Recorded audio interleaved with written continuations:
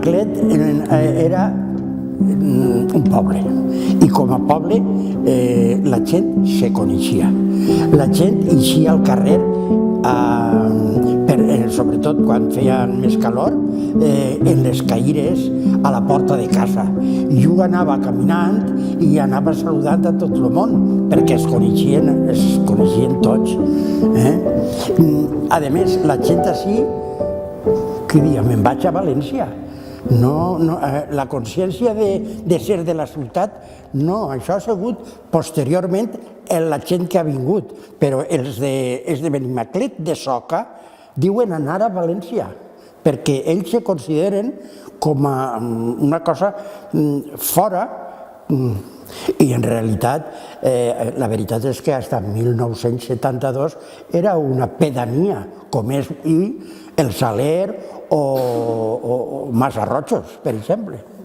Han sigut pràcticament sempre com una família, perquè qui no es coneixia allí en el carrer? Se coneixien tots.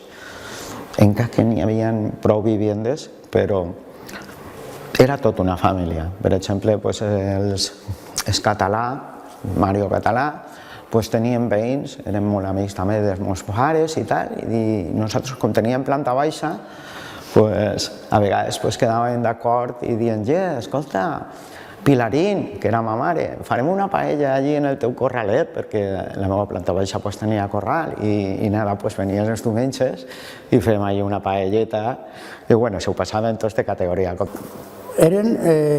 No eren el que se diu de capital, no. Eren sobretot gent que vivia en l'horta.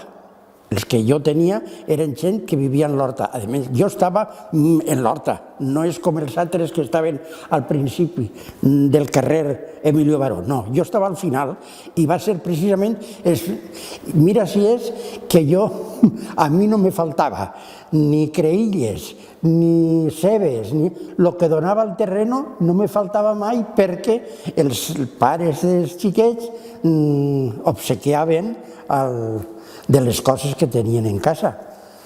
Quan jo era xicotet, les séquies eren totes de terra i avui estan totes canalitzades d'obra.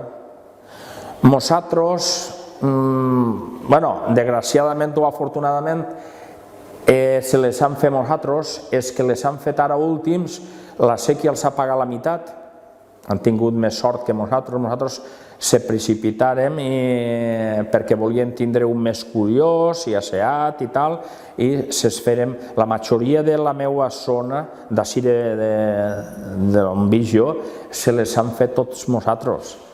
S'inicia la séquia i entonces els xiquets del carrer i tal, per nosaltres era una festa perquè se nos plenava el carrer ple d'aigua per lo ben nivellat que estava. I me'n recordo molt que sempre guardàvem un sureig i un tros de canya i en una fulleta de paper fèiem velerets. I nosaltres, la nostra il·lusió era posar els velerets en el llaguet de l'auia i a veure qui és el primer veleret que plega la meta, que era cruzar el carrer. D'això també me'n recordo molt. I, en fi, en les nostres aceres podien jugar a les xapes, se podia jugar a les telles, que eren jocs a la trompa, jocs tradicionals, al xurrobà, que també jugaven molt, los xiquets del carrer. Me he criado aquí detrás, en este barrio mismo, y cuando eres pequeño no sales de las cuatro esquinas de tu calle. Entonces recuerdo, tengo de jugar por las noches con los amigos, las cenas que salía la gente a cenar a la puerta de las casas, porque entonces no pasaban coches casi, y se salía a cenar en verano a las puertas, se juntaban los vecinos, el uno llevaba al otro, una cosa esta y la otra para refrescarse, y los críos, como es normal, estábamos en la calle jugando. Somos un grupo de niños de aquí que, como os he contado antes, somos de muchas edades, porque jugábamos todos los niños de diferentes edades, porque aquí habían niños de muchas edades, entonces jugábamos todos juntos, y como veréis aquí hay fotos de niños de diferentes edades. Entonces ya te digo que estamos jugando al barro, que cogíamos de la acequia que pasaba aquí mismo donde estoy yo ahora, que me he caído muchísimas veces cogiendo barro, me he caído muchas veces. También recuerdo que las aguas eran muy limpias, que crecían calas, que crecían hierbas bonitas. Me acuerdo que no eran las acequias que olían mal, pasaba el agua corriente. Y hasta incluso recuerdo oír decir a mi abuela, porque mi abuela también ha vivido, claro, toda mi familia hemos vivido aquí toda la vida, que ella venía a lavar a esta acequia.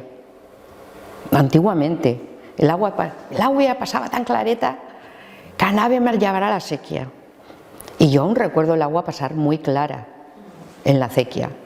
Había muchos huertos, muchos campos. Por ejemplo, la calle Guardia Civil, lo que es ahora el parque de la calle Guardia Civil, donde mis padres, ahí había un campo que se llamaba el campo de las patatas, que no estaba entonces tampoco cultivado, por el año 85, 84, 86, y de hecho todos los que vivíamos zona Primador Reds, para ir al colegio Padre Catalá teníamos que pasar por allí. Y me acuerdo que el hombre que cuidaba el campo les daba a mis padres habas frescas, de vez en cuando, que tenían amistad. El camí farinós, a banda i banda, estava tota sembra de xops. Era molt bonic. Era molt bonic eixir d'ací, de Benimaclet, del principi de Benimaclet, i aplegar, creuar el camí farinós i aplegar hasta la pista i tindre sombra en l'estiu. Això era molt bonic. Jo us conté com estava. Aplegaves a la sèquia de Vera i en la sèquia de Vera tot era un canyar a banda i banda que se creuaven estos, se juntaven i feien un arc que també era molt bonic allò. Claro, aquestes cosetes, conforme ve el progrés, pues se van acabant. Te vinc a dir perquè els xops perteneixien a les acequies de fang i de pedra i no de formigó com són ara. Poquet a poquet, coses de la natura que tu has viscut se van acabant i no n'hi ha reposició. I esta foto, això és d'un tros d'horta que ha desaparegut per la Ronda Nord, que això era l'alqueria de Ramonet. Esta alqueria de Casavalls, que li diuen Casavalls, este senyor era el que replegava el fem, era el femater de Benimaclet. Ell és el que s'encarregava, l'amo d'esta alqueria, s'encarregava de replegar el fem en el seu carro, de replegar el fem per Benimaclet. Pues el fem el replegava perquè ella l'aprofitava, el reciclava. Entonces ell, les dones li treien el fem en un pual, però no un pual de plàstic. En un pual, el que era zinc, li diuen zinc, és que en valencià no t'ho sé dir, ara no me'n recordo, n'hi ha moltes paraules, t'ho dic de veres que el que més sent és que n'hi ha moltes paraules que ja no les parlem i se m'estan oblidant, perquè jo en els meus iaios he parlat sempre valencià i els meus pares, que mon pare era de Teruel, però mon pare també parlava valencià. Però n'hi ha moltes coses que se te perden, la veritat és que, perquè jo me'n recordo molt que venia el cairer a arreglar-te les caires de boga, el llanterner, que tenia una dona una cassola forada, venia el llanterner i t'arreglava la cassola en el carrer. Te ficava estany i la cassola eixa la tenies a travegar, doncs mira, per tota la vida, perquè ma iaia s'ha mort i ma mare ja han deixat perols en pegots d'estany, perquè sempre ho han arreglat, no se tirava res. El que s'enduia el femater era el que diguérem que no se pot aprofitar en una casa, perquè en les cases quasi totes tenien animals, entonces el que se podia aprofitar pels animals al femater no li ho donaven, però el que el femater replegava, això ho amuntonava allí en l'alqueria i això ho utilitzava per abono després pels camps, que és el que s'utilitzava. Pues en esa finca tocaban al timbre porque mi madre tenía telefonillo y le decían: Teresa, baja con el cubo que pasan las caballerizas. Y era coger las boñigas para las plantas. Imagínate que pasaban por estas calles, pasaban caballerizas de los carros de la huerta, porque esto era huerta. Mi finca esa era la única que estaba ahí. Entonces, parece que hablamos de... En esta fecha, en esta època de la furgoneta, teníem tres animals, tres saques. O sigui, mon pare diu que a plegar tindrem 4, no ho sé. Però jo en ma casa n'he conegut 3. I bueno, quan compràrem la furgoneta me tragué el carnet, complint els 18 anys me tragué el carnet. I entonces compràrem la furgoneta esta. Pues bé, jo quan me tragué el carnet ja pràcticament ja sabia conduir el meu germà més que jo, perquè clar, al tindre vehicle en casa, el meu germà té 6 anys menys que jo. Ell, quan jo estava fent la mili, el que portava la furgoneta per allí a l'horta era el meu germà, quasi no plegava ni els pedals, era jove, tenia 15 anys. Entonces s'aprofitaven de que això, entonces no n'hi havia quasi ningú vehicle, els camins eren de terra, que no estaven asfaltats i no se podia córrer ni res, el camí farinós estava ple de clots. A les vores les acequies, o sigui que ara ha canviat tot molt. Jo dormia al costat de la quadra de l'ACA, que quan l'ACA pegava patades, jo, si me despertava, ja m'apanyava, perquè meus pares vivien en una altra casa pegada, però que hi havia un passadís, diguem, el carreró. Per el carreró passàvem d'una casa a l'altra, que la casa on jo dormia, el llit, en el quart on jo dormia era dels meus abuelos, i l'altre més gran era la tenda. La meva relació en Benimaclet va ser per motiu del treball. Vaig ser el que va inaugurar una escola municipal que hi havia, o que se va posar en Emilio Baró, en el carrer d'Emilio Baró. Com sabeu, el barri, el que és avui barri, era un poble. I fins l'any 1972. A partir d'aquesta data és quan comença a ser un barri i l'Ajuntament de València així tenia una escola municipal al principi d'Emilio Baró i a mitjan carrer una escola nacional. I després vos diré que jo venia al col·legi de doña Carmen Crespo, que està en el carrer Barón de San Petrillo. Era un primer pis i allí jo ania al col·legi fins que moria ella, després entra una altra mestra, jo ja deixia d'anar al col·le, però sí prenguérem la comunió, venia la banda de música a replegar-nos i mos duia a la iglesia. És que aquesta dona tenia també una germana que vivien juntes les dues solteres, Carmen i Teresa, i Teresa era molt autoritària, però ella és la que ens donava les manualitats, bolillos, bordar. Després, per les necessitats eren tantes que varen fer una escola graduada de xiquetes i una unitària de xiquets. Jo, acabat la carrera, me varen concedir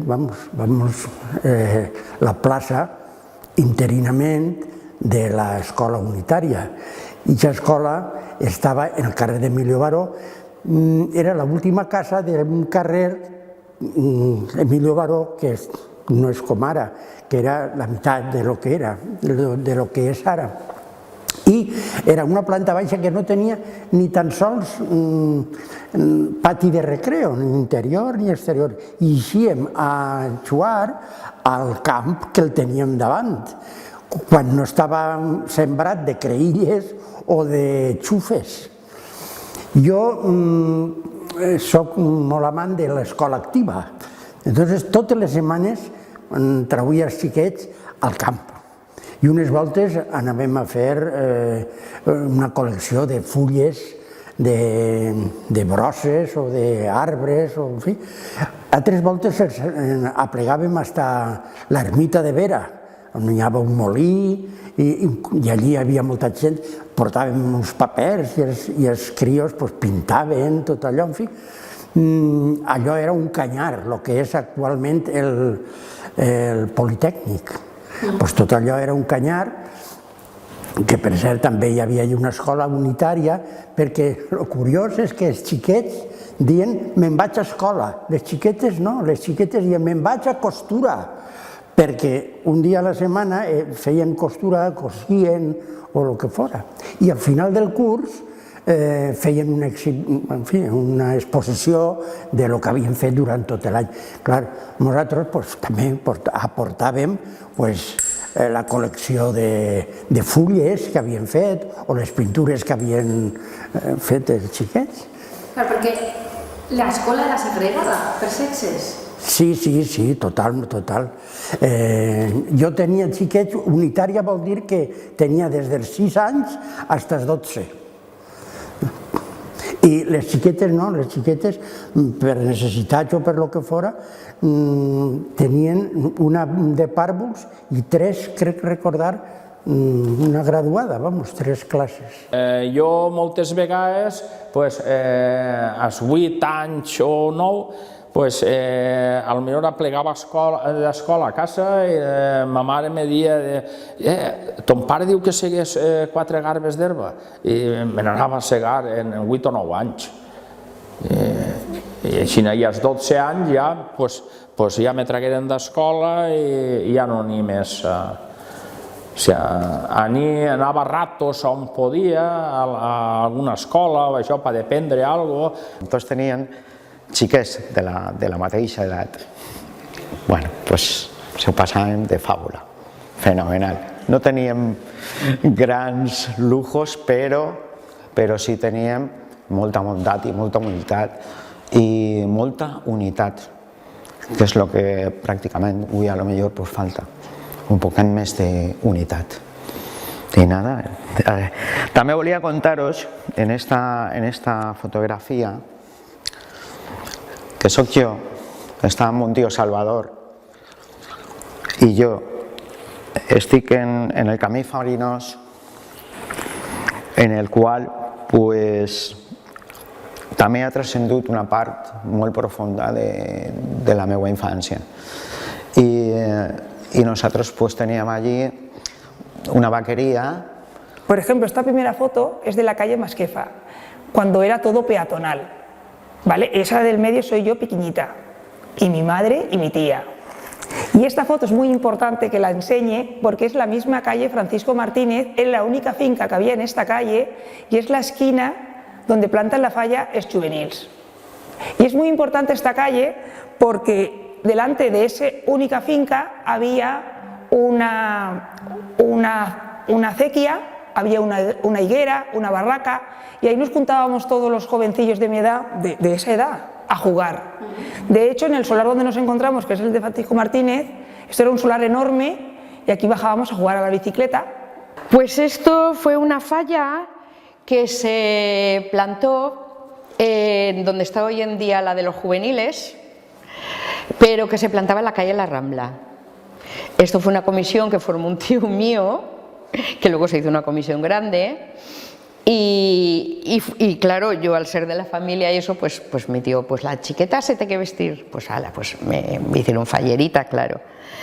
Y se hacía una fallita, un tipo semi-infantil y mayor, era una cosa media. Pero sí, fue una comisión que se hizo, yo calculo que si yo tendría aquí 3 o 4 años, calculo que en el 57 o por ahí. La primera falla de aquí de Benimaclet ya estaba constituida, que era la de Barón de San Petrillo, que nosotros hemos llamado toda la vida a esa calle la calle Valencia. No le llamábamos Barón de San Petrillo y seguimos llamándole la calle Valencia. 3 collites de quiriguilles tenia a la terra de Benimaclet a l'any. Això és una meravella. I ara què tenim? Taulells i abandonats. Ara no aprofita per res. I el més important de Benimaclet, sabeu el que és? L'entrada i l'eixida de Benimaclet. I nos han tallat tots els camins. Això és, jo ho dic com una denúncia. Perquè per anar a Alboraya tens que fer una redollà per poder entrar. Antes entraven recte a Alboraya. Tu venies i entraves. Camí farinós està tallat. El camí de les Infants, que era el més important, que és el que va fins a la porta de la iglesia, que és el que va al cementeri, està tallat i per ahí no se pot passar. Quan tu tens una persona en la teva família que ha mort, tu no el pots dur per el poble, el tens que treure per Primar de Reig i tens que girar-lo per dur-lo al cementeri, quan el cementeri és del poble. I després el camí de Vera, que està tallat hasta la mar, que anàvem hasta la mar i ara no se pot anar. Entonces, vamos, pues eso, de la época de la falla. Y eso, y nada más. También deciros que aquí, Benimaclet siempre ha sido un pueblo, que nosotros no hemos dicho nunca me voy al centro, hemos dicho toda la vida me voy a Valencia, seguimos diciendo me voy a Valencia, no decimos me voy al centro. Nos ha costado muchísimo decir me voy al centro. Era un pueblo, estaba delimitado por las vías y estaba delimitado pues por el casco antiguo, porque ya veis por lo que quedaba. Yo vivía al final del casco antiguo. O sea, y las vías de Benimaclet delimitaban mucho lo que era el barrio, el pueblo de Benimaclet. Recuerdo mucho al último alcalde, al alcalde pedáneo que hubo de Micalet, que le llamaban, que era el hornero de aquí de Benimaclet, y entonces ya era alcalde pedáneo, pero recuerdo al alcalde pedáneo. Recuerdo muchos recuerdos que me contaban mis abuelas, claro, que aquí habían dos casinos, el punto neurálgico de encontrarse la gente era el casino, sobre todo de los chicos, de la juventud. En mi juventud los chicos iban al casino y quedaban en el casino. Las chicas igual quedábamos más en la plaza o quedábamos en la vía, pero los chicos quedaban en el casino. I també recorde que en l'any 60, recorde que vaig anar amb tots els xiquets al casino que hi ha dins del poble de Benimaclet, que se diu el Musical, i era per mes de desembre o això, i vàrem anar a veure la televisió perquè se casava Balduino i Fabiola i retransmitien des d'Europa com si fos allò, com va ser, tota la gent. Els meus xiquets volien anar, no us preocupeu que anirem. Efectivament, anàrem i verem, però és que estava de gom a gom, estava ple de gent. Les televisions, en les cases no hi havia televisió, era una cosa extraordinària. Recorde aquest detall. En l'any 60, en desembre, en el mes de desembre. Y pasar por el casino era pasar a que te viera todo el mundo. Entonces, pues yo recuerdo que iba a la calle,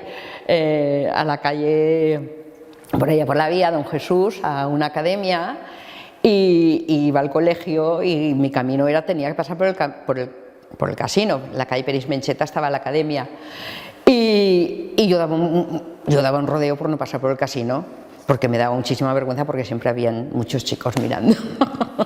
Ya te digo que el centro neurálgico de quedar de los chavales era el casino. No habían tantos bares como hay ahora y nada más. Y del cine también me acuerdo muchísimo, del cine Meló, que era el cine ideal, pero le llamábamos el cine Meló porque lo había hecho un señor que le llamaban el tío Meló, y le llamamos el cine Meló. Y íbamos al cine alguna noche, yo iba con mi abuela, y luego el cine de verano. El cine de verano era fantástico. El cine de verano era llevarte el bocadillo, comprarte la gaseosa al bar que tenía el tío Berlanga, que lo habréis oído nombrar mucho aquí en Benimaclet. Anava quan me portaven mos pares, o potser en Montío, que en Montío venia tots els dies a lo que era el comercial, el casino comercial que diuen, i pues ahí dalt del casino comercial hi havia una escola que era una escola privada, era del fill del que tenia el cafè, o sigui el bar, i jo, com Montío anava ahí, m'emprenguia anar a escola ahí. I anava per les vesprades, quan podia, anava a escola. I ja després, ja de 18-19 anys, jo me fiu amics així. Primer me fiu amics en Alboraia i després me fiu amics així, perquè allà n'hi havia... Clar, això sempre passa, en una colla d'amics sempre n'hi ha un mala sombra o altre, i per no renyir, entonces me fiu amics així, igual anaven aquells que anava en estos. Pues l'escola era, anava a dir pobra, no, pobríssima. Era un lloc on hi havia una taula i uns pupitres i res més, un armari, però que me l'havien donat de segon mà perquè em muntaren allò de pressa i corrent. I ja te dic, i 2 pissarres, i s'ha acabat, ja no hi havia més, i un lavabo i un vàter. Ni pati, i així ja vos dic, a la part d'enfront, que això sí, quan no hi havia collita, allí jugaven els crios al futbol i a el que volien. Les xiques sí que tenien un pati interior de la finca, però és que nosaltres és que ni això.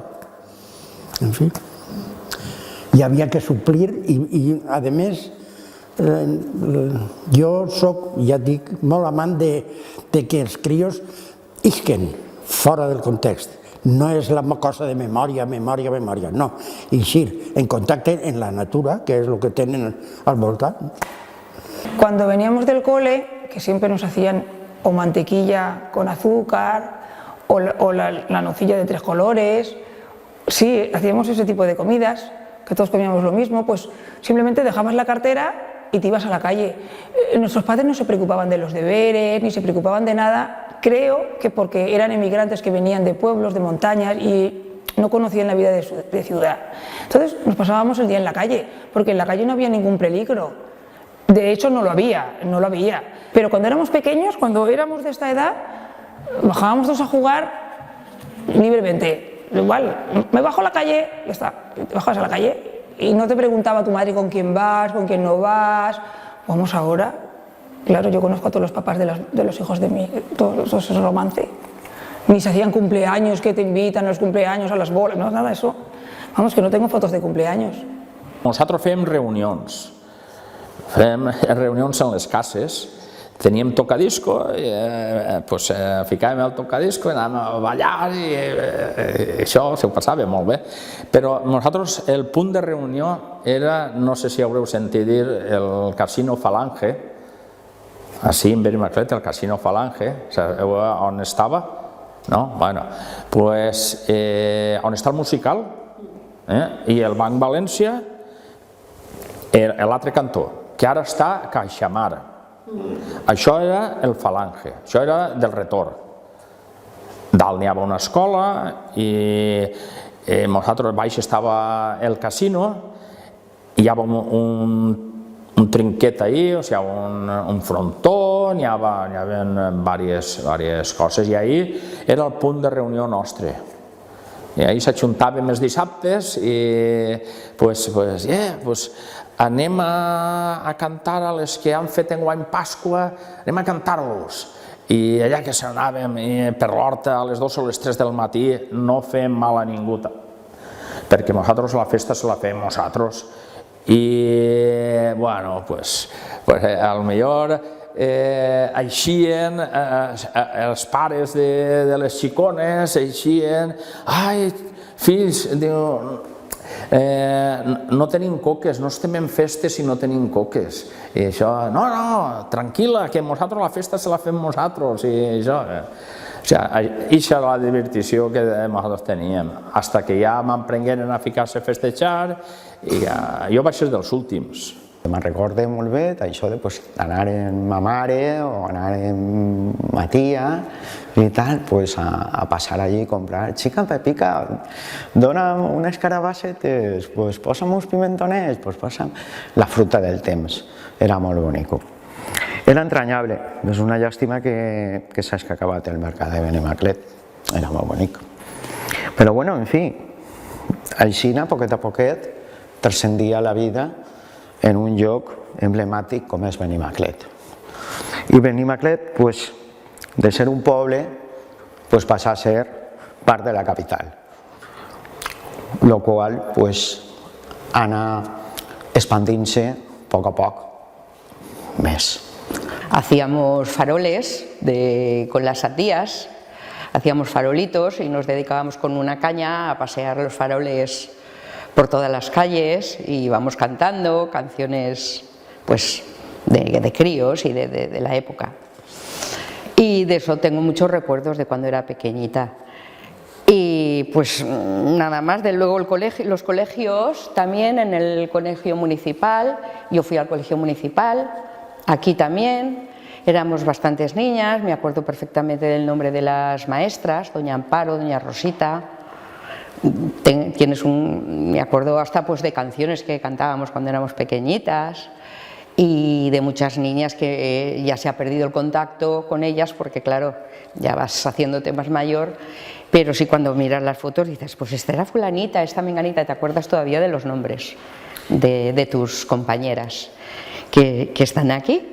De Benimaclet, que ya no existen, esto estaba al final de Rector Zaragoza, unas plantas bajas que habían, y habían chicos y chicas, y los chicos estaban en unas escuelas y nosotras estábamos en otras escuelas. Era la época de la leche en polvo, que nos daban para merendar leche en polvo, y yo como muy privilegiada por ser hija única, en mi casa me ponían un paquetito con colacao para que me lo mezclara.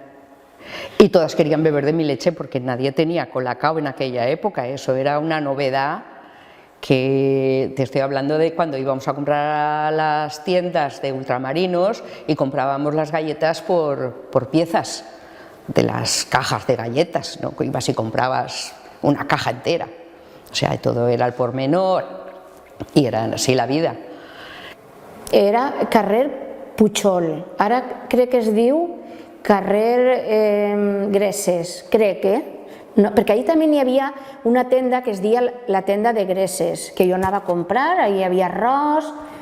Està quasi cantó al carrer d'Alegret, que abans se deia el carrer de l'Eixeret, perquè el carrer de l'Eixeret n'hi havia diverses trapes d'aigua, que és on se feien les parades, els llauradors, per a regar, tallar l'auia, donar l'aigua a una altra rama de les séquies per a regar els camps. Ojalà ho tinguem així a totes les fotos, però no les tenim. Però és de l'any 50, saps? Vale. Així, aquestes cases en què estan en peu, així ara n'hi ha un paf, així baix, així està la font, que n'hi ha ara, en la Palmera, i això també existeix. Això eren cases particulars, però són del retorn. Ja no són de qui era, ara és del retorn, però és que del retorn és mig poble. Bueno, del retorn o de la retoria, de qui siga, però mig poble és d'ells, ja no és el mateix.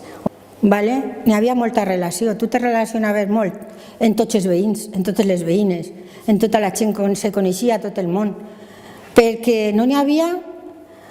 Jo la televisió en casa recorde que la tinguérem, no sé l'any que va ser quan pujaren a la lluna, però l'any que pujaren a la lluna encara no teníem televisió en casa, nosaltres.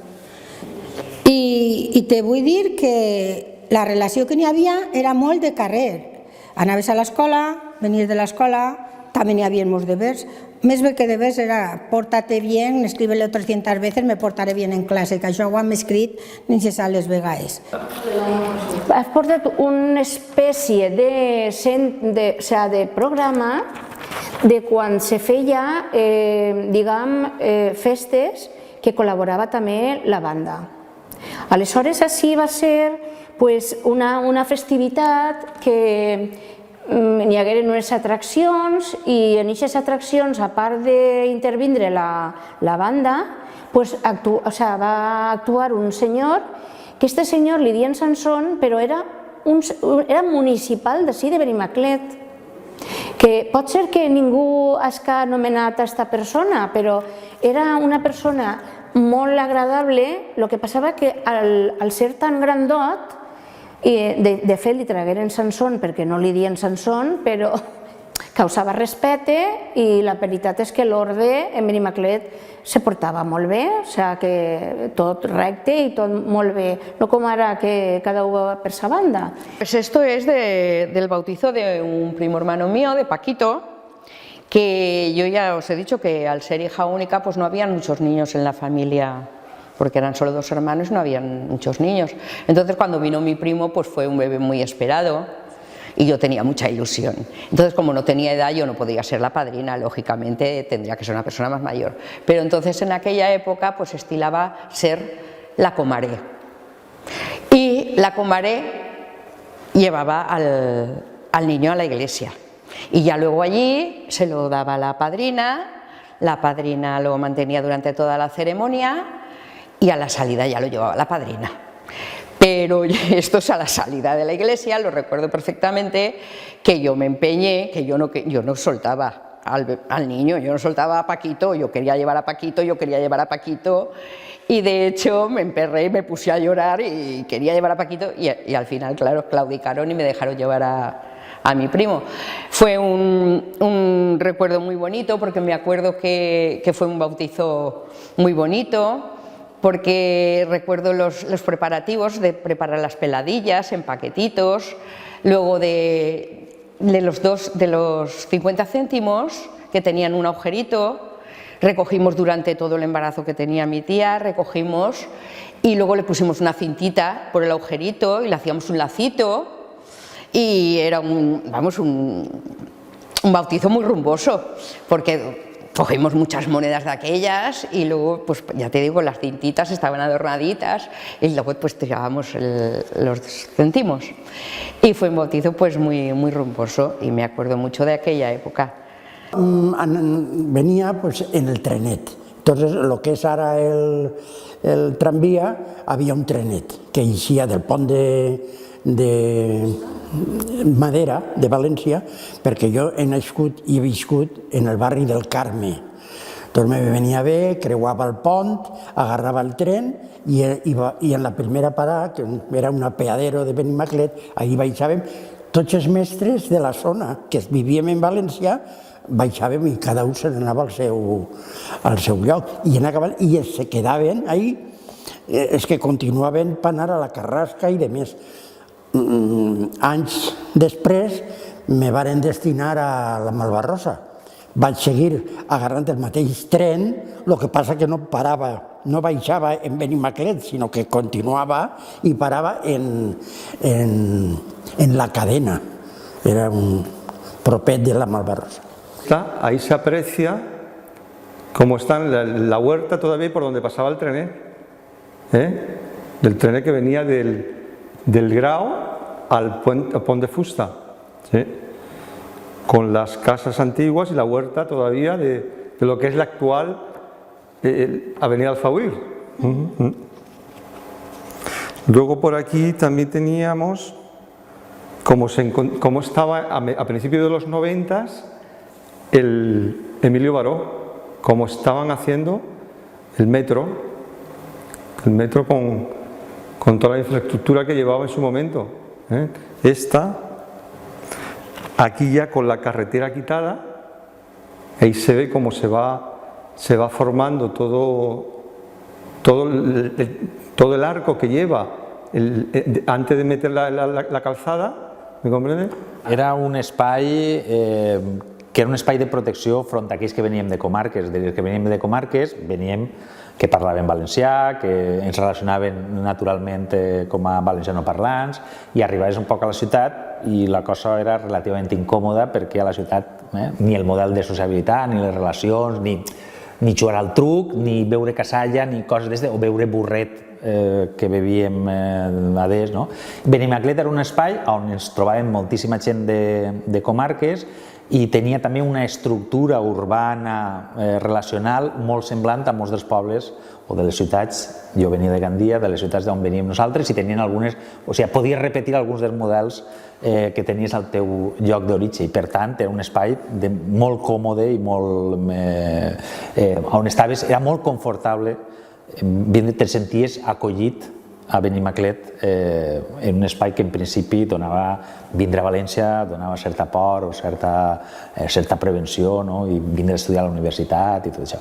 I Benimaclet va, en aquell moment, i quan jo estudiava, va ser un espai físic de reunió que inclús recorda les reunions de moviments estudiantils al Comercial, que era un local que n'hi havia en Barón de San Petrillo, que ja no està, però era un espai on ens reuníem, tenia un escenari baix i una espècie de sala de reunió privada o que es podia fer privada dalt, i el part del moviment estudiantil ens reuníem allí, discutíem allí, portaven inclús a professors en aquell moment, recordo algunes reunions o algunes que portaven des de Antoni Tomàs Carpi a Vicent Soler, i es portaven allí i parlaven. Jo vaig arribar a València l'any 86, recordo a més que estàvem en un bar que estava a prop d'ací, on està ara el bar Tapis, on estan els Albatros, i recorde que aquest any és el que van dir que Barcelona seria la ciutat olímpica. I vam aterrar així per estudiar i vivíem això davant mateixa dels Albatros. Ens trobàvem, evidentment, entre estudiar i anar al cine, ens anàvem tots els dies al cine, ens trobàvem totes les pel·lícules subtitulades, jugoslaves, de tots els països del món, vam descobrir els clàssics en versió original, i així vam començar a formar-nos. I això va ser la nostra manera d'arribar a València. Un contacte amb el cine, curiosament, i amb Benimaclet, perquè cruzant la carretera vam descobrir un barri que tenia moltes semblances amb el nostre poble, perquè veníem de Benicarló i allí estàvem com a casa, com un poble, tot ple d'estudiants, de gent coneguda, i vam descobrir també en aquell moment el Glob, era un lloc de referència, que continua sent-ho també. Al voltant de la plaça hi havia molt de moviment, de gent jove, te senties, sobretot jo recordo estar com a casa, no? Això que te'n vas a la ciutat, eixes del poble i aterres en un altre poble i en un ambient molt semblant, no? Se parlava molt de valencià, en aquella època recordem que en València ciutat no era tan habitual sentir parlar valencià i en Benimaclet sí ho era. Sorprenentment, molta gent que estava en aquell moment en l'espai del moviment estudiantil, en un procés de cooptació, com estan molts d'ells a la universitat i probablement amb actituds menys crítiques i menys radicals i revolucionàries que ho eren en aquell moment, però no sé si això és normal o no és normal o és llei de vida. És a dir, molts d'aquells que ens reuníem en Benimaclet en aquells moments hoy son profesores de la Universidad de Valencia. Y fue concretamente con 13 años viendo a Seguridad Social en directo. Sé que igual decirlo esto que te ha influenciado tanto un grupo valenciano no queda bien, pero es que era así, ¿no? Yo estaba veraneando en el Prionet y el padre de un amigo mío, que los conocía, porque era de la zona de Alfafar, me dijo: oye, tengo entradas para ver a Seguridad Social. ¿Os queréis venir? A su hijo y a mí, que teníamos la misma edad. Nosotros entonces estábamos alucinando con el disco Introglicerina, que salía acción y el vídeo salía mucho en la televisión y nosotros pues estábamos con 13 años embobados, ¿no? Con eso. Después de insistirle mucho a mis padres, me dejaron ir con el padre de mi amigo y con mi amigo a ver a Seguridad Social, a Arena Auditorium, y aquello fue una revelación, ¿no? Porque el grupo además era súper potente, súper cañero, con una puesta en escena realmente alucinante. Yo creo que recuerdo algún momento, pero lo que más me recuerdo a mí mismo es estar viendo el concierto con la boca abierta. Eso básicamente, ¿no? Era lo que en ese momento, la que se armaba ahí de jaleo. Sí, y la música también, ¿sabes? Con los jóvenes, todos vestidos de negro. No había ninguno que no fuera vestido de negro. Y veías a la hora de entrar todo Emilio Baró, y bueno, por Emilio Baró y por detrás, por Círculo de Bellas Artes, ahí esa calle. Toda una masa de personas vestidas de negro, que era curioso, ¿no? Que en un principio no se llamaba Arena, era Pachá. Sí, luego le cambiaron a Arena, ¿eh? Así que eso me dijeron que era una patatera, la patatera de Benimaclet. Claro, se cultivaba tanta patata que se necesitaba un almacén, ¿no? Interesante, ¿eh? Y ahora desde arriba de casa está todo el techo caído, madre mía. Eso se la ha comprado Consum i quiere hacer algo ahí. O veïns de Benimaclet? Sí, molts continuem seguint veïns de Benimaclet. No sé, per exemple, puc pensar en l'Ernest Cano, que és actual degà de la Facultat de Sociologia, d'aquell moment i molta altra gent que continuem vivint en Benimaclet, tractant probablement de mantenir aquelles experiències, aquelles vivències que tenien quan eren joves. I a banda, des del punt de vista, vull dir, està molt prop de la facultat, té uns preus raonables, té un espai de sociabilitat prou sofisticat, té prou institucions des del CIM, l'associació de veïns, que fan que la vida que sigui prou agradable. Posteriormente, yo pues era muy fan de los Ramones, ¿no? Ya tenía mis discos, los escuchaba cada 2x3 y tal, me enteré de que venían a la ciudad, ¿no? Y sin dudarlo ni un momento pues me quise acercar a ver a los Ramones. Esto sería pues el año 90, si no me equivoco, 91 quizá ya. Y bueno, martes 4 de diciembre, sí sería el 90 seguramente. Y bueno, yo pues, claro, con 14 o 15 años, a ver cómo le cuentas a tus padres, ¿no? Que quieres ir a ver a los Ramones un martes, ¿no? En primer lugar, que te van a decir, ¿y esos quiénes son? ¿Y por qué quieres ir tú a ver a esos? Tal. Entonces yo tenía algo de dinero ahorrado y me inventé la filigrana, tenía algo ahorrado, eso que vas a visitar a tu abuela y te da de vez en cuando algo, tal, no sé qué. Entonces conseguí las 2000 pesetas que valían la entrada. Y les dije a mis padres que es que me había tocado en un sorteo en la radio, que no podía rechazarlo, tenía que ir a ese concierto. Y finalmente me dejaron ir al concierto de los Ramones, me fui con unos amigos y bueno, yo iluso de mí, pues me puse en primera fila para ver a los Ramones. Claro, cuando empezaron y dijeron eso de 1, 2, 3, 4, allí hubo una marabunta de gente, de punks moviéndose de un lado a otro, me tuve que salir inmediatamente de allí y ponerme en una zona más alta para poder ver el concierto. Luego los volví a ver. Un año después, volvieron otra vez y volví a ir a ver a los Ramones. Vull dir, una de les característiques del barri, el barri és una combinació de diverses coses. El barri és una combinació de gent que podríem dir prové del món o de l'espai o del moment rural de la pròpia essència de Benimaclet com a poble de l'Horta, finals del 19, quasi fins als anys 60. Això és un nucli. Per una altra banda, donat que així n'hi havia vivendes relativament de poca qualitat, construïdes als anys 60, finals dels 50, als 60, permet que n'hi hagi lloguers barats i per tant que vinguin primer els estudiants i per tant hi ha una combinació entre estudiants i gent del poble.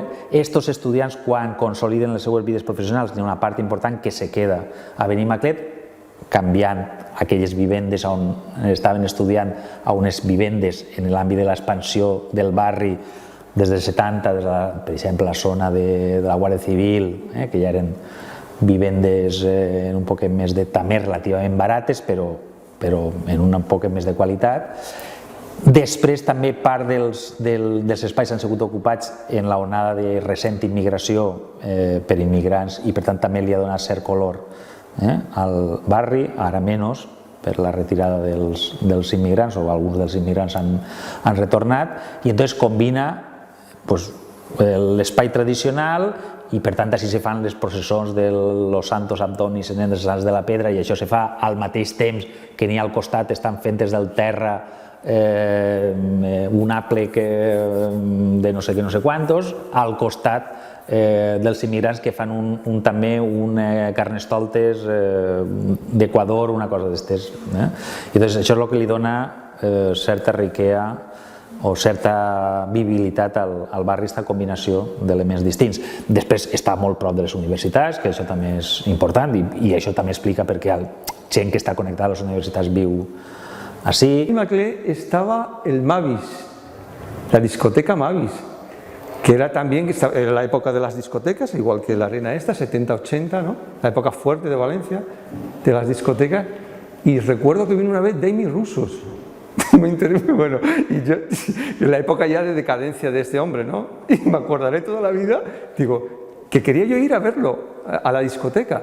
Y no sé qué me pasó, que no sé qué, nos teníamos que ir al pueblo, no sé qué historia con mi mujer. Y no fui, pero me acordaré toda la vida que vino Demi Rusos al Mavis.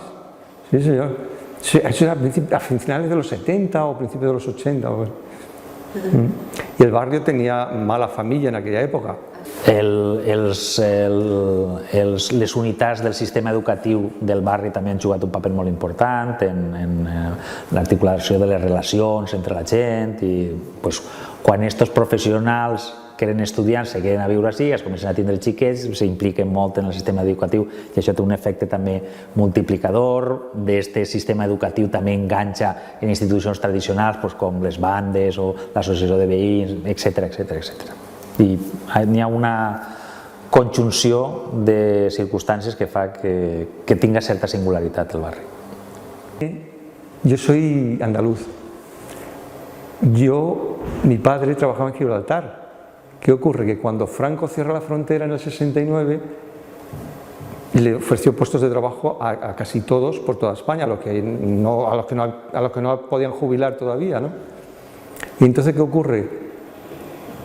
Que ya se habían venido varias familias de la línea aquí y claro, en principio a mi padre le dieron un instituto en un pueblo de Málaga, en la Serranía. Digo, madre mía, ¿yo dónde voy? ¿Yo ahí qué tengo que hacer?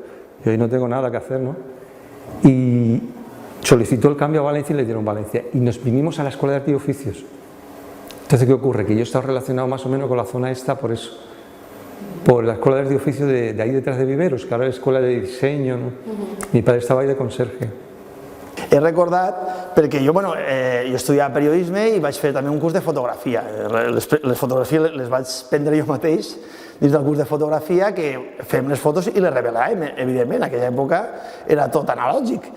I aquestes fotos, recordem l'antiga via del trenet en aquella època, abans del tramvia, que era tramvia, el van desmuntar i van tornar a ficar el tramvia. Està presa des de Vicente Zaragoza, des del principi, sembla, i per efectes del revelat em va quedar així, un efecte estroboscòpic, vintage, com vulgueu dir-ho, i a mi m'agradava molt aquesta foto, hi ha una taqueta ahí que no sé com va aparèixer, i em recorda molt aquella època, era tot un poquet, evidentment, més destartalat, per dir-ho d'alguna manera, i també tenia el seu encant. I aquesta altra foto també recorda d'un cert paisatge que ja no està, aquest edifici crec que ja no existeix, és un edifici d'una empresa antiga que està així abandonat. Aquesta foto està a prop de la via Xurra, sembla ser, perquè ja també recorde. Aquestes fotos estan preses entre l'any 87 i 88 com a molt tard, que és quan estàvem fent, jo estava en segon de carrera de periodisme. Així veiem un fragment de l'Ausia Smart, del Col·legi Major, que nosaltres vivíem per ahí molt a prop, enfront d'ell mateix en aquella època, una antiga alqueria, i això, composant un poc de la foto, m'interessava el que és la senyal del tren d'aquella època amb un cotxe abandonat, un cotxe abandonat que després van retirar. Recorda que havia diversos cotxes abandonats d'aquella època i enguany, evidentment, la cosa està molt més cuidada, el temps ha passat i s'aprecia molt més la zona. En este concierto fue algo curioso, porque yo me gustaban los Flintstones, a los Godfathers había oído muy poco, alguna canción que pinchaban los viernes por la tarde en Arena, que luego me enteré que incluso no era de ellos, que era una versión. Y bueno, yo fui a ver a los Flintstones, un grupo muy festivo, de garaje, y digo, bueno, por ese paso veo también a los Godfathers. Tocaron primero los Godfathers y después los Flintstones. Yo todavía tengo la imagen de ver a los Godfathers. Los Flintstones ya luego no me interesaron. No era un rollo más festivo, que yo fui a verlos por ellos, pero sin embargo los Godfathers pues me atrajeron, que de hecho a los Godfathers ya los he visto desde entonces como 3 veces más, y a los Flintstones no los he vuelto a ver, y eso que han venido muchas veces a Valencia y me siguen gustando y es un grupo que me agrada. Sin embargo, los Godfathers yo creo que también fue uno de los grupos que cambió mi vida en cuanto a la concepción de música rock, con un carácter muy elegante, con un carácter muy sobrio, ¿no? Jo crec que és l'autovalor que la gent li dona al barri, no? Un encant del barri, de la gent que vivim així, és que estàs com un poble i la gent ve de fora però no se massifica, no sé com dir-ho, que està molt bé que ha començat gent a vindre de fora, que aprecia els encants que té el barri, que bàsicament és que és com un poble, no té més, no és una zona superpoblada d'hostaleria, per exemple, que no és una zona d'oci exclusivament. O sigui, tens els teus llocs d'oci però molt normals i molt assequibles i que jo crec que no molesta excessivament el veïnat, és una cosa compatible amb una convivència habitual, no? Quan és festa, un poc més de festa, però quan no toca, no toca, hi ha que conviure. Jo crec que és un barri que jo definiria de la convivència i de la diversitat. no? Perquè hi ha gent de tot arreu, em sembla a mi, o sigui, tot arreu, des de diferents parts del món, d'Espanya, de diferents parts del territori valencià, i te sents, sobretot com a casa. És una cosa curiosa, per exemple, referència en el Glob que parlàvem abans, que del meu poble també va vindre Víctor, un amic del poble, que allí regentava un bar allí, i ell també va vindre de pas a buscar-se un poc la vida a València i al final va acabar regentant el Glob, un lloc al qual anàvem de clients i ara ell és actualment, des de fa molts anys, és un dels copropietaris d'allí, un lloc on estava de pas i actualment és un dels que viu allí. I hi ha altres coses que podem contar, a veure si faig un poc de memòria, a veure... Jo hem viscut de tot, jo recordo també els primers carnestoltes, per exemple, que era una festa molt de carrer, que continua sent, com la vida, la gent preguntaves pel carrer i te contestava en valencià, que això em va sorprendre en aquella època al principi prou, i sobretot l'organització del carrer, de la gent que se sent de Benimaclet, i de veure les històries de carrers, carrers que són de poetes, que són de gent del barri. Recordo a més un amic que té un familiar que és el poeta Sins, que té el seu carrer així. Són històries que té amagades al barri que moltes persones conten molt del que és la vida així, i que a mi m'ha donat molt, m'ha acollit com una casa més. He visto más conciertos allí, vi a Siniestro Total en el 91 cuando grabaron el disco Ante todo mucha calma, también me lo pasé estupendamente bien en ese concierto, nunca había visto a Siniestro Total y era de mis grupos favoritos, y aquel concierto en Arena pues está registrado incluso en un doble vinilo, ¿no? Muchísimas bandas, me quedé con las ganas de ver a los Cramps, claro, si en el 90 vas a ver a los Ramones, a Sister of Mercy, a Godfathers y tal, por mucho que anuncien ya a los Cramps o a Iggy Pop, pues ya no puedes estirar tanto la cuerda, ¿no?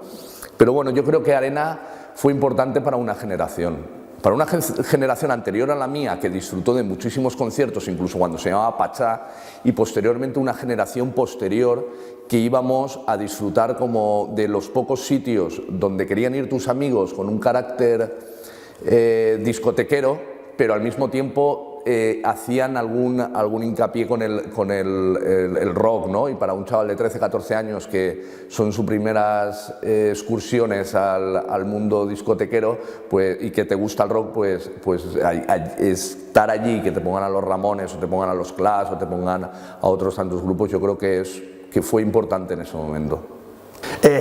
Jo crec que va ser el primer any, perquè el primer any ja t'he dit que en veritat estàvem a l'altra banda de la carretera, o sigui, era de la primera casa, l'Ausiàs Marítim al costat, i ja teníem un contacte amb Benimaclet, no? En aquella època, recordem que l'època aquella, els dijous universitaris eren famosos per la marxa que havia, i ara tots a l'Azúcar i a aquesta zona, i així veníem un poc de pas com una zona més tranquil·la. Ja posteriorment vaig estar vivint per aquesta zona de Blasco Ibáñez i un amic vaig vindre a la zona sur de Benimaclet. Tenia un pis d'un familiar i els vam llogar. Estàvem allà llogats i ja vam començar a viure en el barri, en una zona nova del barri, i a partir d'ahir dic, això estem com a casa, jo per què vull anar cap a altre lloc? És una zona ben connectada. També nosaltres som del nord, quan te'n vas a Benicarló estàs en seguida a l'Eixida, estàs al costat del centre de la ciutat, si vols anar a València, com diuen així, o així tens de tot. En el barri pots comprar verdura de proximitat, tens bon peix, tens bona companyia, tens bons bars, ho tens de tot. Així pots passar festes, tens les teves festes pròpies, tens el teu camp. Per exemple, un valor que aprecia molt és l'horta, que en el pas dels anys, quan eres jove, no ho aprecies tant, però aquest entorn d'horta, per anar a passejar o anar a caminar, això és un valor afegit que jo crec que no trobem en altres llocs, perquè no és al final un jardí és un jardí que en zones de la ciutat hi ha jardins molt atractius, però és un jardí més organitzat. Un camp de verdures, de fruites, hortalisses va canviant en cada moment i té el ser atractiu en certa manera salvatge. Evidentment és una cosa plantada per l'home, però té aquest profit humà, aquest apego a una activitat, amb arrel tradicional com és l'agricultura, que per a mi li aporta molt d'encant i molt de valor.